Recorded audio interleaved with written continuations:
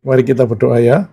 Tuhan, kami bersyukur hari ini kami kembali boleh bersekutu untuk memuliakan nama Tuhan di tempat kami, di tengah kesibukan bekerja. Kami mau menenangkan diri, mau memuji memuliakan nama Tuhan, tapi juga belajar sebagian daripada firman Tuhan, agar hidup kami boleh dibentuk oleh firman-Mu, dan hidup kami boleh menjadi kesaksian di tengah lingkungan kami. Tolong kami seberapa kami ada, memberkati mereka yang berhalangan, dan mereka yang belum siap hadir, Tuhan juga melawat mereka. Ampuni dosa kelemahan kami, kiranya Tuhan menolong kami, Roh Kudus menolong kami, dalam nama Tuhan Yesus kami berdoa. Amin. Saya ingin melanjutkan pemahaman kita tentang kasih, ya, yang sudah kita lakukan dalam beberapa renungan sebelumnya. Dan kali ini kita tiba pada 1 Korintus 13 ayat 6 yang mengatakan ia atau kasih tidak bersukacita karena ketidakadilan tetapi karena kebenaran. Ya. Nah, jadi saudara, luar biasa bahwa firman Tuhan itu sangat relevan ya bagi kita orang percaya pada zaman sekarang ya, yang kira lebih dari 2000 tahun sejak kekristenan timbul ya. Jadi saudara, di tengah zaman sekarang ini kita atau banyak orang menunjukkan sikap yang gembira, yang bahagia ketika orang lain gagal ya, atau berbuat kesalahan, atau kita menikmati ketika hal-hal yang menurut firman Tuhan adalah kejahatan, dosa ya, terjadi di depan mata kita ya. Dalam bentuk apapun, dalam bentuk tontonan, dalam bentuk berita, ya, hoax dan sebagainya itu. Saudara, kalau ada hamba Tuhan yang jatuh di dalam dosa, ya, apakah itu skandal keuangan yang terungkap atau masalah seks, ya, atau perceraian, kita tidak ada perasaan sedih, tapi membicarakan ya, punya bahan untuk bicara gitu, dan seringkali dengan sikap yang seperti menikmati ya. Wah, ternyata hamba Tuhan begini ya, saya lebih baik dari, ternyata saya tidak lebih buruk gitu ya. Jadi saudara, ini menunjukkan betapa kita itu tidak sungguh-sungguh mengasihi seperti yang Tuhan harapkan ya, karena kasih yang sejati tidak bersukacita karena ketidakadilan ya. Nanti kita coba pahami artinya ketidakadilan, tetapi karena kebenaran ya. Jadi ketika orang melakukan sesuatu yang salah di dalam pandangan Allah atau pandangan firman Tuhan, ini seharusnya membuat hati kita ini berduka ya. Ya, kalau hati kita ini dipenuhi oleh kasih Allah itu. Ya. Jadi kalau kita melihat sesuatu yang salah di sana, hati kita seharusnya berduka, tidak malah senang ya, melihat dirinya lebih baik ya. Nah, jadi saudara, kita sudah membicarakan berbagai atribut kasih ya, yang di dalam 1 Korintus 13 ayat 4 sampai 7 ada 15 ya. Dan kita sudah membicarakan berbagai hal yang tidak dilakukan oleh kasih. Nah, kali ini kita membicarakan hal yang tidak dilakukan oleh kasih di dalam definisi itu yang terakhir ya, yaitu tidak bersukacita karena ketidakadilan. Dan dilanjutkan ayatnya mengatakan sebaliknya kasih itu bersukacita karena kebenaran. Ya. Jadi saudara, tentu kita perlu merefleksikan ya, bagaimana kita telah mengasihi sesama, apakah dengan sepenuh hati sehingga kasih kita itu tidak bersukacita ya ketika terjadi ketidakadilan terhadap sesama ya. Nah, tetapi ketika ada sesuatu yang benar, yang baik terjadi pada sesama, kita bersukacita ya. Itu yang kita ingin renungkan hari ini ya. Jadi saudara, bacaan kita hanya satu ayat saja, di ayat ke-6 ya. Ia tidak bersukacita karena ketidakadilan, tetapi bersukacita karena kebenaran. Ya. Jadi itu adalah terjemahan baru. Ya. Kalau bahasa Indonesia sehari-hari, ia tidak bersukacita atas kejahatan. Ya. Jadi daripada ketidakadilan, dia gunakan kata kejahatan. Ya, tetapi bersukacita bersama-sama. Nah, ini saudara ya. Ini kata-kata di sini ada kata-kata bersukacita bersama-sama dengan kebenaran. Ya, jadi kalau di atas hanya bersukacita, di sini ada bersukacita bersama-sama dengan kebenaran. Ya. Kalau NIV, love does not delight in evil, ya, kejahatan. Dan itu adalah kata yang berbeda ya, delight in evil, but rejoices in the truth. Ya. Nah, saudara, saya juga carikan kata Yunaninya. Dia mengatakan itu, ya, kalimat itu. O kaire epite adikia sin kairei de te aletheia. Jadi saudara, yang kita bisa perhatikan adalah kata kairei ini adalah bersukacita, ya. Tapi di kalimat berikut sin kairei, ya, ada perbedaan kata sin. Dan sin itu seperti bersama, ya, seperti bersama. Jadi bahasa Indonesia sehari-hari itu sedikit banyak lebih pas, ya, lebih pas. Tapi sayangnya ini bersama-sama ini ya, kalau di sin kairei ini bersama dengan orang-orang lain, ya. Nah, di sini kesannya jadi bersama-sama dengan kebenaran, ya. Adikia itu kejahatan, kemudian aletheia itu kebenaran, ya, kebenaran. Itu saudara. Nah, jadi poin pertama dalam bacaan kita adalah kasih itu tidak bersukacita karena ketidakadilan, ya. Jadi saudara, Allah itu adalah kasih, ya, 1 Yohanes 4 ayat 8, ya. Ya, karena itu, jadi Allah itu bukan saja memiliki ciri kasih, tetapi Allah itu dikatakan kasih. Jadi kasih itu adalah jati diri Allah itu, saudara, ya. Jadi saudara, kita tidak bisa mendefinisikan kasih itu seperti kita mau, ya. Kenapa? Karena kasih itu adalah Allah, ya, yang memang merefleksikan karakternya, ya. Ya, sehingga kita harus memahami, ya, apa kata Allah tentang kasih itu, saudara, ya. Jadi saudara, Paulus mengatakan kasih tidak bersukacita karena ketidakadilan. Inilah kasih yang sejati, ya. Ya, kasih yang tidak menikmati, tidak bersukacita ketika terjadi ketidakadilan. Bahasa Inggrisnya seringkali diterjemahkan wrongdoing, ya, atau evil, ya, evil. Ya, berarti dia kasih ini tidak mendukung atau menikmati ketika ada terjadi kejahatan. Artinya itu bisa kejahatan, ketidakbenaran, atau ketidakadilan, ya. Nah, nanti dikatakan bersukacita pada kebalikannya, kebenaran, keadilan, atau kejujuran, ya. Jadi tentu tidak bersukacita ini melebihi dari sekedar memandang ketidakadilan atau dosa sebagai salah, ya. Karena kata sukacita di sini bukan, di situ ada kedalamannya, saudara, ya. Kaire itu memang diterjemahkan sukacita, ya. Dan sukacita ini di dalam kata itu ada gairah, ada kegembiraan, ada ucapan syukur. Jadi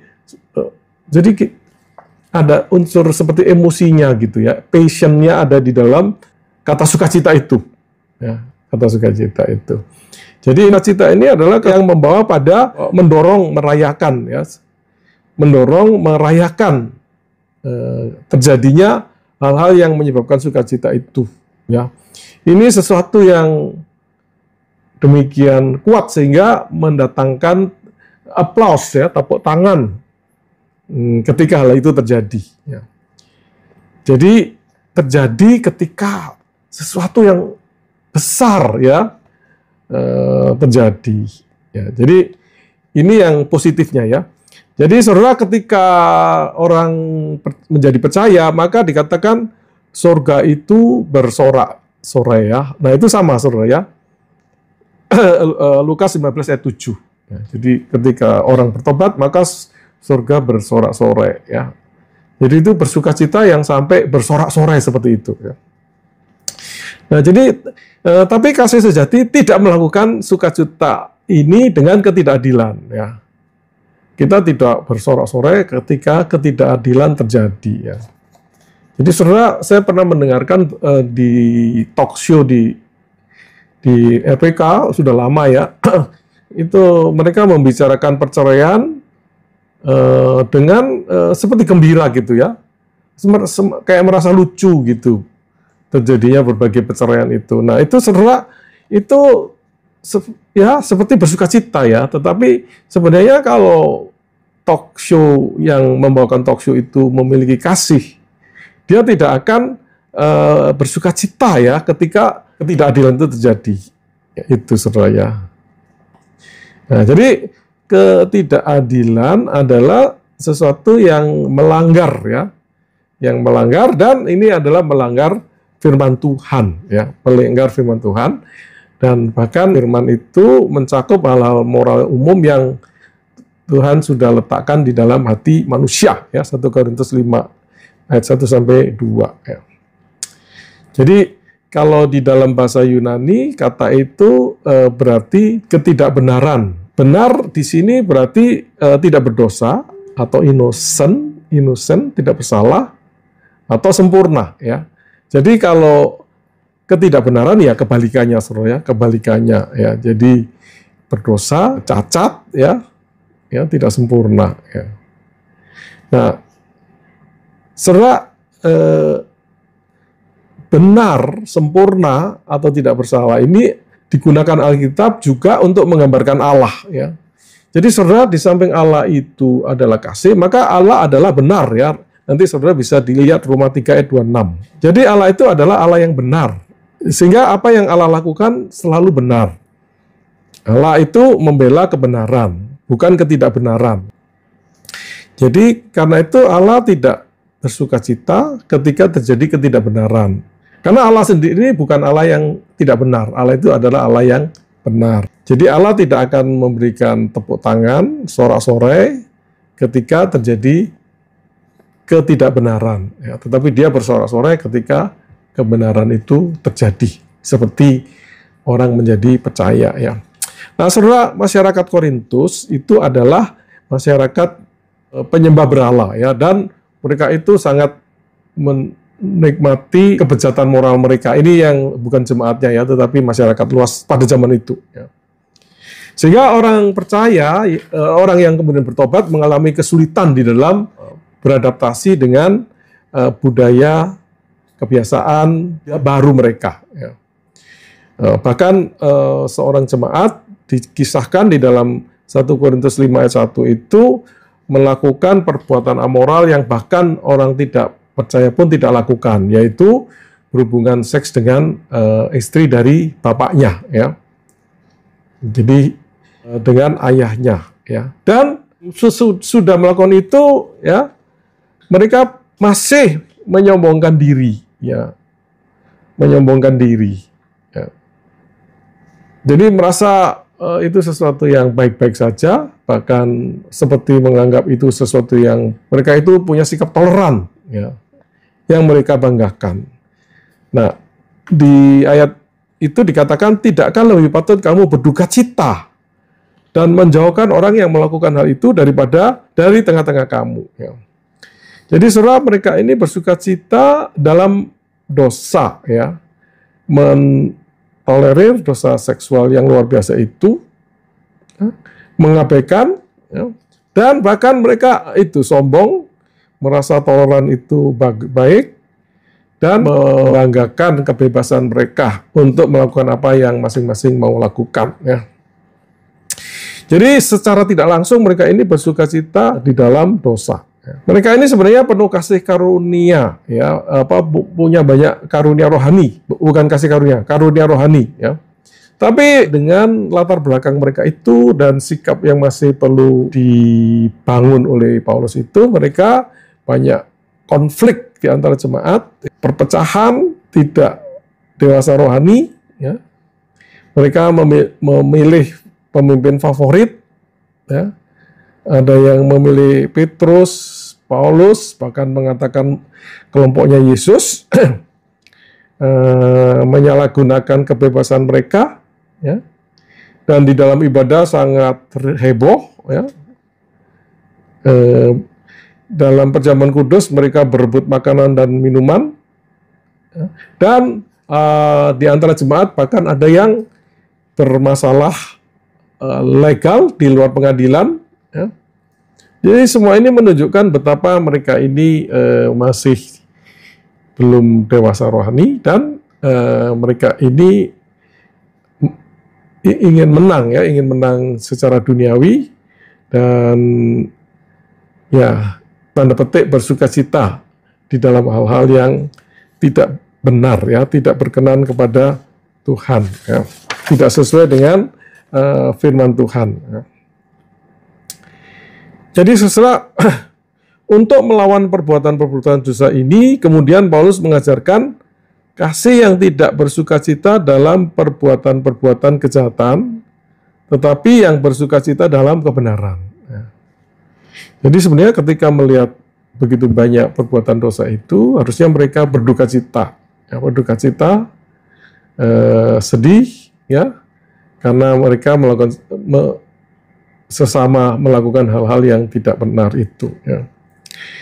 Jadi setelah Paulus menyatakan bahwa orang Kristen di Korintus itu harusnya menanggapi berbagai masalah yang sedang terjadi itu dengan kesedihan dan pertobatan, ya, bukan dengan kesombongan dan membual, ya, membual, merasa itu oke saja, dan ya mereka ya sebagai jemaat yang toleran ya. Misalnya jemaat kita zaman sekarang mentoleransi katakan LGBT, dan kemudian merasa bangga, gereja saya welcome untuk LGBT. Kita welcome untuk orang berdosa, ya, orang yang berdosa kita welcome, tapi bukan untuk membiarkan mereka terus hidup di dalam dosa itu. Ya, kita harus bersedih ketika ada perbuatan dosa tidak sesuai dengan firman terjadi di antara sesama, ya. Itu. Jadi saudara, kita sungguh-sungguh, kalau sungguh-sungguh mengasihi itu, kita tidak akan bersuka cita dalam kejahatan, ya. Kejahatan yang dilakukan oleh orang lain, kita tidak bergembira, ya.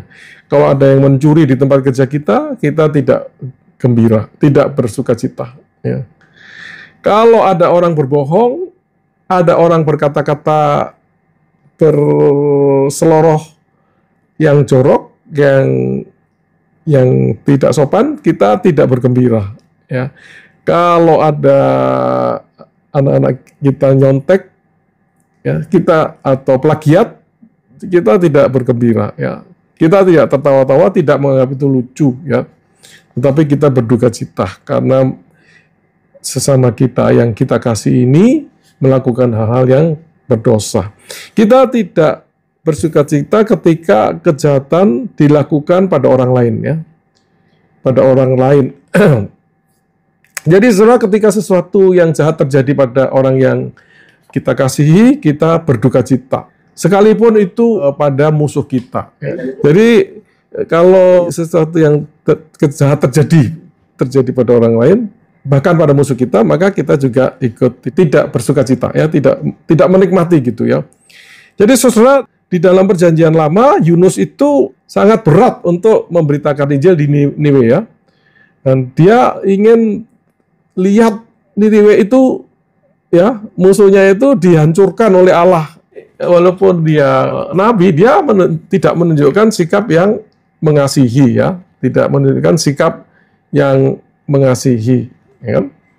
Tapi sebaliknya, saudara, kita juga bisa melihat ada kisah Daud, ya, di sana, yang ketika ada orang membawa jenazahnya Raja Saul, ya, dia malah menghukum orang itu, ya. Orang itu ingin menunjukkan dia berjasa, ya, dan dia berharap Raja Daud senang, ya, bahwa musuhnya itu terbunuh gitu, ya. Tapi Raja Daud menolak itu, ya. Ya, dia tidak mau bersukacita di dalam kejahatan yang terjadi pada Saul, walaupun Saul itu memusuhi dia, ya. Jadi saudara, karena Allah itu kudus, ya, karena Allah itu adalah kasih. Jadi karena Allah itu kudus, sementara Allah adalah kasih, maka kasih itu adalah kudus, ya, atau benar, ya. Maka kita tidak mencintai apa yang tidak benar, ya. Baik itu dilakukan oleh orang lain maupun dikenakan terjadi pada orang lain, ya. Ya, jadi saudara, karena itu orang-orang seperti kita juga harus menghindari gosip, ya. Karena bergosip itu membicarakan sesuatu yang jahat, yang kurang baik terjadi pada orang lain ya. Nah, ketika kita mendengar, menikmati, menyebarluaskan, ya berarti kita tidak hidup dengan kasih sejati itu ya. Itu ya. Jadi itu poin pertama saudara ya. Nah, poin kedua adalah tetapi dalam kebenaran ya. Tetapi dalam kasih bersukacita karena kebenaran. Jadi kita orang yang mengasihi dengan kasih yang sejati atau kasih agape atau kasih ilahi itu bersukacita dengan kebenaran. Kebenaran adalah jalan orang benar, ya, jalan orang percaya, jalan hidup orang percaya. Ya. Dan kebenaran ini tentu kebenaran Injil itu, kebenaran yang dipelajari, diyakini dan dilakukan di dalam kehidupan. Jadi kasih itu bersukacita ketika kebenaran di dalam firman Tuhan itu terjadi. Kebenaran itu menang terhadap kejahatan dan kebaikan keluar dari kebenaran itu. Jadi ketika terjadi hal-hal yang baik terjadi di luar karena kebenaran, ya, maka kita harus bersukacita, saudara, tidak biasa-biasa juga gitu ya. Tapi kita betul-betul menikmati, wah puji Tuhan. Orang yang benar ini dibebaskan dari hukuman, misalnya begitu ya. Kita tanpa emosi juga gitu ya, karena kita manusia yang utuh ya, yang ketika mengasihi itu dari hati, dari jiwa, dari keseluruhan hidup kita, dari emosi kita, dari akal budi, dari pikiran, dan bahkan dengan seluruh tenaga kita gitu ya. Ya, jadi surat tadi sudah saya sedikit terangkan di depan bahwa sukacita yang pertama itu kairei ya, kairei itu bersifat pribadi ya. Nah, jadi ketika orang lain mengalami ketidakbenaran, maka orang bersukacita secara sendiri ya. Emosi itu tidak terbagian ke orang lain. Jadi melihat dan menikmati sendiri gitu, saudara ya. Nah, tapi di sukacita yang kedua itu adalah sinkairei ya. Itu yang tindakan bersama. Ya, kita bersama dengan orang lain bersukacita karena sesuatu yang baik, yang benar terjadi ya. Jadi saudara, kasih sejati membawa sukacita sejati yang ada di dalam persekutuan ya, ada di dalam kebersamaan, ada di dalam kebersamaan. Jadi saudara, misalnya saudara ya, kalau ada ajaran-ajaran yang salah, guru-guru palsu, itu kita tidak bersukacita ketika guru-guru itu kemudian gagal atau ditangkap ya, atau disingkirkan ya.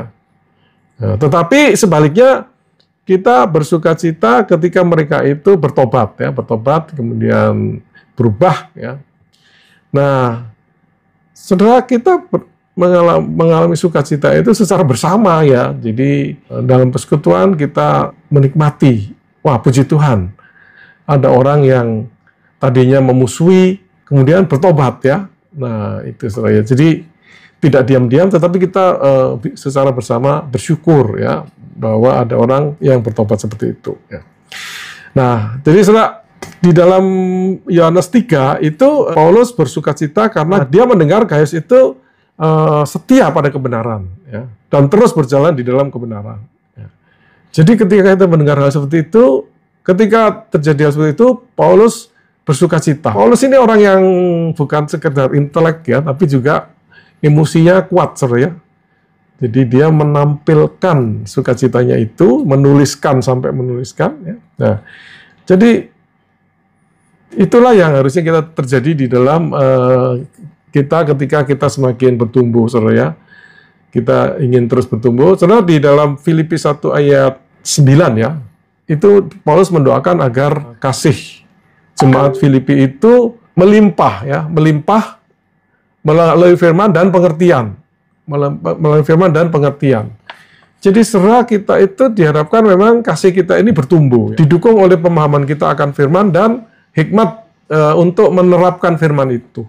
Jadi karena itu saudara, hal-hal yang selama ini kita belum alami ya sebagai wujud kasih kita, maka kita memang sedang di dalam proses belajar itu ya. Kita harus rajin untuk belajar firman Tuhan supaya kita melimpah. Karena kalau kasih kita tidak bertumbuh, maka itu bukan sesuatu yang sehat ya. Orang percaya itu pada dasarnya harus terus bertumbuh hingga akhir hidupnya. Ya. Nah, satu hal yang sangat utama adalah kasih ini, ya. Sehingga Paulus mendoakan jemaat Filipi. Ya. Jadi saudara, di kantor ini ketika sesuatu yang baik terjadi di kelompok yang lain, kita harusnya ikut bergembira, ya, ikut merayakan. Ya. Misalnya saudara dari divisi, katakan dari divisi B1, di divisi B2 memenangkan satu proyek, wah harus senang, saudara, ikut bersyukur, ya. Dan sebaliknya, ya. Oh, operation melakukan pekerjaan lapangan dengan bagus, Pak, saudara ikut senang, ya. Gitu, ya. Jadi kita bergembira ketika kebenaran terjadi, kebaikan terjadi pada orang lain, ya. Jadi itu diwujudkan dalam perbuatan, ya, termasuk memberikan penghargaan, pujian, ya, pujian dengan tulus, ya, ketika hal itu terjadi, ya. Jadi ini seperti ketika ini, saudara, ya, saudara ingat cerita anak sulung itu, ya, anak sulung itu ketika kembali maka bapak itu bersuka cita sedemikian sehingga dia memotong hewan dan mengadakan pesta, saudara, ya. Itu menunjukkan betapa bapak ini mengasihi, dan tadinya terjadi hal yang tidak baik, ya, kemudian bertobat, ya kan, berarti itu satu kebenaran atau kebenaran terjadi, dan bapak sangat bersuka cita sehingga dia memotong hewan, ya, memberi pakaian mewah kepada anak itu. Jadi itulah saudara apa yang kita renungkan, ya. Jadi saudara, ayat kita mengatakan ia atau kasih tidak bersukacita karena ketidakadilan, tetapi bersukacita karena kebenaran. Ya, hal lain yang mungkin penting kita kaitkan adalah saudara, kasih yang kita kenal ini seringkali juga sekedar ingin maunya menyenangkan, ya, tidak ingin ada konflik, ya, sehingga tidak mempedulikan kebenaran, ya, sehingga banyak gereja kemudian merangkul, mendukung, merayakan hal-hal yang tidak benar. Jadi termasuk tadi masalah LGBT maupun banyak gereja ketika jemaatnya berdosa dibiarkan, saudara, dibiarkan, tidak dikonfrontasi, ya. Ya, sehingga saudara ketika ketidakbenaran dibiarkan, maka masa depan daripada orang itu maupun gereja itu adalah di dalam permusuhan dengan Allah, saudara, ya, karena hidup di dalam dosa, ya. Ya, jadi kasih ini tidak bersukacita karena ketidakbenaran, tetapi bersukacita karena kebenaran. Jadi betul-betul mencari peluang kebenaran itu dikerjakan, ya. Jadi sebagai orang percaya kita perlu membangun kasih Allah yang sejati, yaitu kasih sejati itu menolak ketidakbenaran tetapi merangkul kebenaran. Jadi lebih dengan sekedar melihat, saudara, ya, betul-betul proaktif supaya kebenaran itu terjadi, ya. Jadi dia tidak kompromi dengan dosa, tidak manipulatif, ya, tidak menutup-nutupi, tidak defensif membela diri, ya. Oh, orang lain juga lakukan, kan. Jadi ya kita bisa lakukan juga, ya. Itu defensif. Tidak bersukacita pada kegagalan orang lain, ya. Kejahatan terjadi pada orang lain, ya. Kita kan sering kayak dengan senang menceritakan, oh dia masuk tahanan atau dia ketangkap apa gitu, ya. Padahal namanya nama Kristen. Wah, kita harus sedih, saudara, sebenarnya, ya. Kasih dengan integritas dan kejujuran, ya, kasih yang kemudian berkorban, ya, kasih yang ikut bersukacita akan keberhasilan orang lain. Jadi saudara, mari kita melihat, ya, kalau ada orang lain berhasil itu kita yang pertama mengucapkan selamat, menyambut, ya, dan betul-betul dari hati ikut bergembira, ya. Dan kasih itulah kasih yang memuliakan Allah, karena itu betul-betul kasih yang sesuai dengan jati diri Allah itu, ya. Jadi ketika kita menunjukkan jati diri Allah, maka disitulah Allah dimuliakan, ya. Baik, itu saudara renungan kita dan untuk sharing, ya. Jadi saudara, kalau Alkitab ini menunjukkan bahwa kebenaran dan kasih itu harus bersama, tetapi dalam kenyataannya bisa tidak bersama, ya. Sehingga ada ayat yang mengatakan, tetapi dengan teguh berpegang pada kebenaran dalam kasih. Nah, jadi ayat ini menunjukkan bahwa kita bisa ngotot kebenaran tetapi tidak di dalam kasih, ya. Gitu. Atau kita mengutamakan kasih, kita mengabaikan kebenaran, ya. Tetapi sebenarnya dua ini harus bertumbuh bersama, ya. Itu. Nah, karena itu ya kita bisa berbagi pengalaman ketika Anda seolah-olah harus memilih antara kasih dan kebenaran. Ada nggak pengalaman hidup seperti itu, ya? Ya, saya juga pernah alami itu. Sebenarnya ada kesalahan kenaikan salary untuk seorang karyawan, ya. Sementara karyawan itu kebetulan family, ya. Nah, itu harus dikoreksi. Wah, ketika dikoreksi kemudian timbul masalah cukup besar, ketegangan keluarga dan sebagainya. Tapi puji Tuhan, setelah lama kita